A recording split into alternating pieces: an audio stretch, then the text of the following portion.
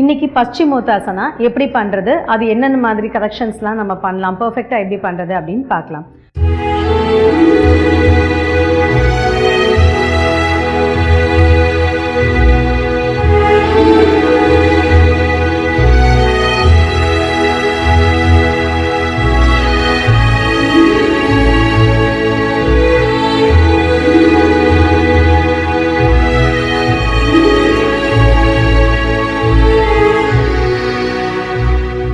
So first அதுக்கு நீங்கள் Dandasana sitting பொசிஷனில் கம்ஃபர்டபுளாக உட்காந்துக்கோங்க.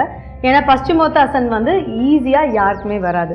ஃப்ளெக்சிபிலிட்டி இருந்தாலோ இல்லை உடம்பு நல்லா வளைஞ்சால் மட்டும்தான் வந்து இந்த பொசிஷன் நல்லா பர்ஃபெக்டாக வரும். அண்ட் முடிஞ்ச வரைக்கும் வந்து இது எல்லாருமே பண்ணலாம். டயபெட்டிஸில் இருக்கிறதா எல்லா கண்டிஷன்லையும் இது பண்ணலாம். ஸோ ஃபர்ஸ்ட் என்ன பண்ண போகிறோம் அப்படின்னா, உங்களுடைய ஹேண்ட் சைட்வேஸில் ரைஸ் பண்ணிக்கோங்க. ஸோ ஃபஸ்ட்டு இந்த பொசிஷனே ரொம்ப இம்பார்ட்டண்ட்டாக தெரியும். ஷோல்டர் லைன் நம்ம ரைஸ் பண்ணும்போது இப்போ பாம் டர்ன் பண்ணி மேலே ரைஸ் பண்ணுங்க. அகெயின் பாம் டர்ன் பண்ணுங்க ஃப்ரண்ட்டில். ஸோ இந்த பொசிஷன் வரும்பொழுது நல்லா வந்து ஸ்ட்ரெச் கொடுக்கணும். நல்லா முதுகு வந்து எவ்வளோ ஸ்ட்ரெச் கொடுக்க முடியுமோ ஸ்ட்ரெச் கொடுத்துட்டு இப்போ ஸ்லோவாக எக்ஸேல் ஃபார்வர்ட் பண்ணுங்க. ஸோ இந்த பொசிஷனில் வந்தோடனே ஹோல்ட் பண்ணிக்கோங்க. இதுக்கு மேலே கீழே போக வேண்டாம்.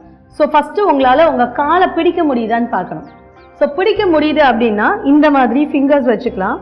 லாக் பண்ணிக்கோங்க. கட்டை விரல் வந்து நல்லா லாக் பண்ணிவிட்டு இப்போ பொறுமையாக என்ன பண்ணலாம், முதல்ல தலையை மட்டும் வைங்க, உங்கள் ஃபோர்ஹெட் மட்டும் வைங்க. இதுதான் ஃபஸ்ட்டு. தலை முதல்ல தொட முடிஞ்சாலே பெரிய விஷயம் இல்லையா? அதுக்கப்புறம் உங்களுக்கு இப்போ தலை நல்லா தொட முடியுது அப்படின்னா இப்போ பொறுமையாக எல்போவை டவுன் பண்ணுங்க.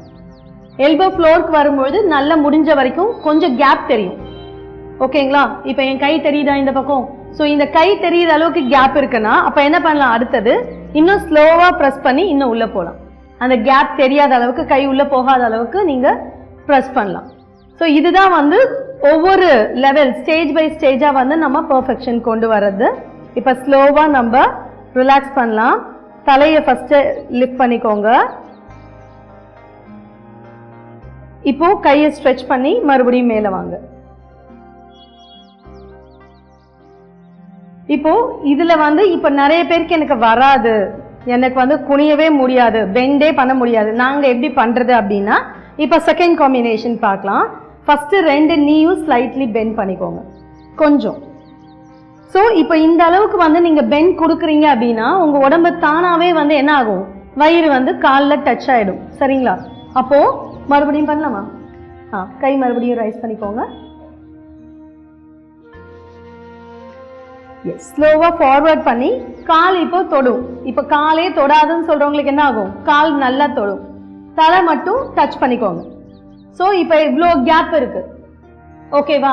இப்போ இதுவே வந்து ஆர்த்ரைட்டிஸில் இருக்கு அப்படின்னா நம்ம நீ ப்ராப்ளம் இருக்கும்பொழுது நம்ம வந்து ப்ராப்ஸ் யூஸ் பண்ணலாம். அது இன்னொரு இதில் பார்க்கலாம். இப்போ இனிஷியல் பேசிஸில் எப்படி பண்ணலாங்கிறத மட்டும் நம்ம பார்க்கலாம். இப்போது இந்த பொசிஷனில் நீங்கள் மேனேஜ் பண்ணதுக்கு அப்புறமா இப்போ பொறுமையாக உங்கள் நீயை ப்ரெஸ் பண்ண ட்ரை பண்ணுங்கள். ஸோ ரெகுலர் ப்ராக்டிஸ் மூலயமா என்ன ஆகும், அழகாக அங்கே கால் போய் உள்ளே உட்காந்துக்கும் ஃபுல்லாக. ஸோ ஈஸியாக பார்த்தீங்களா ஃப்ளாட் இருக்குது.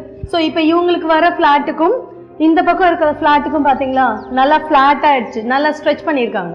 ஸோ இந்த ஸ்ட்ரெச் உங்களுக்கு கிடைச்சிரும், கேப்பே தெரியாது.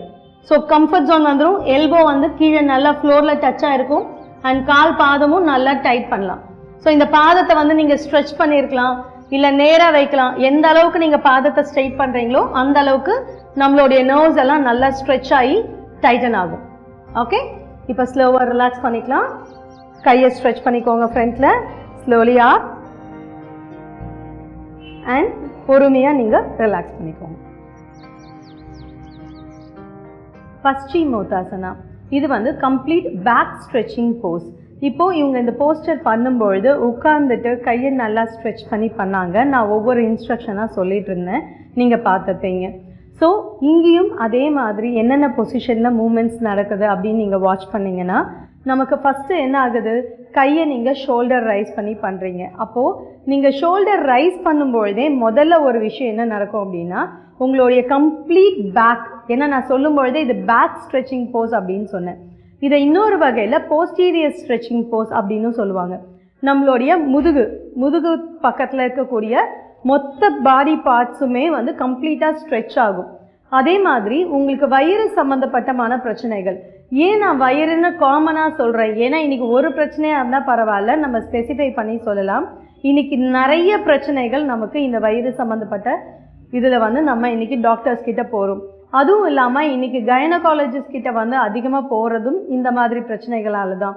நமக்கு வந்து வயிறு வந்து ப்ராப்பராக டைஜஷன் ஆகலை, இல்லை டயபெட்டிஸ் ப்ராப்ளமில் இருக்குது, இல்லை ஃபீமேல் அப்படின்னும்பொழுது நம்ம pregnancy related problems, PCOD problems, irregular periods, menopause. So இங்கே சின்ன வயசில் ஸ்டார்ட் பண்ணி நீங்கள் 60 வயசு 65 வயசு வரைக்குமே வரக்கூடிய எல்லா பிரச்சனைகளையும் நம்ம ஃபேஸ் பண்ணிகிட்ருக்கோம்.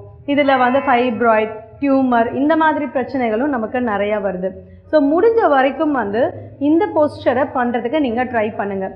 நிறைய பேர் நீங்கள் யோசிக்கிறது என்ன, எனக்கு இவ்வளோ ஃப்ளெக்சிபிளாக வராது. பரவாயில்ல, உங்களுக்கு எவ்வளோ தூரம் முடியுதோ நீங்கள் போய் காலை பிடிச்சிக்கோங்க. நிறைய பேர் எனக்கு காலே பிடிக்க வரலன்னு தோணுதா, ரொம்ப சிம்பிள். எல்லார் வீட்லேயும் நம்மக்கிட்ட வந்து ஒரு டவல் இருக்கும். டவலை தூக்கி காலுக்கு வெளியில் போட்டு கூட நீங்கள் கால் பாடியை வந்து கொஞ்சம் ஃப்ரண்ட்டில் பிடிச்ச மாதிரி நீங்கள் இழுக்கலாம். அப்படி இழுக்கும்பொழுது உங்களுடைய லோவர் ஸ்பைன்லேருந்து நல்லா ஸ்ட்ரெச் கிடைக்கும். அப்போது லோ பேக் பெயின் உங்களுக்கு ரிலீவ் ஆகிடும். அப்டமன், வயிறு வந்து நல்லா கான்ட்ராக்ட் ஆகும்போது என்ன நடக்குது, உள்ளே இருக்கக்கூடிய இன்டர்னல் ஆர்கன்ஸ் எல்லாத்துக்குமே நல்லா மசாஜ் கிடைக்கும்.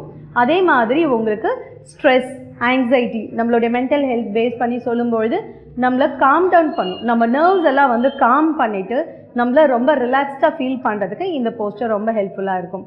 ஸோ பஸ்சிமோத்தாசனாவை நான் ஏற்கனவே சொன்ன மாதிரி அட்வான்ஸாக நீங்கள் ப்ராக்டிஸ் பண்ணாமல் பேஸில் நீந்து கொஞ்சம் கொஞ்சமாக ஸ்டெப் பை ஸ்டெப்பாக நீங்கள் ப்ராக்டிஸ் பண்ணிகிட்டே வரீங்க அப்படின்னா கண்டிப்பாக ஒரு செட் ஆஃப் டைமுக்கு அப்புறம் உங்களால் ஃப்ளெக்சிபிளாக பண்ண முடியும். எந்த ஏஜ் வரைக்கும் கூட நீங்கள் பண்ணலாம். எதுவுமே வந்து இங்கே ரெஸ்ட்ரிக்ஷன்ஸ் கிடையாது. சரிங்களா? இதை தாண்டி இதை ரெஸ்ட்ரிக்ஷன்ஸ் அப்படின்னு நீங்கள் சொல்கிறீங்க அப்படின்னா ஒரே ஒரு விஷயத்தில் மட்டும்தான் நம்ம அதிகமாக கான்சென்ட்ரேட் பண்ணணும். உங்களுக்கு வயிறு ரிலேட்டடாக ஏதாவது சர்ஜரி நடந்திருந்தாலோ, இல்லை ஃபீமேல்ஸ் வந்து அந்த அபார்ட் ஆன டைம்லலாம் வந்து ஒரு 6 மந்த்ஸ்க்கு எந்த விதமான ப்ராக்டிஸ் பண்ணாதீங்க. ப்ரெக்னென்சியில் இருக்கும்பொழுதும் ஃபார்வர்ட் முன்னாடி குனிகிற மாதிரியான விஷயங்கள் எதுவும் பண்ணக்கூடாது.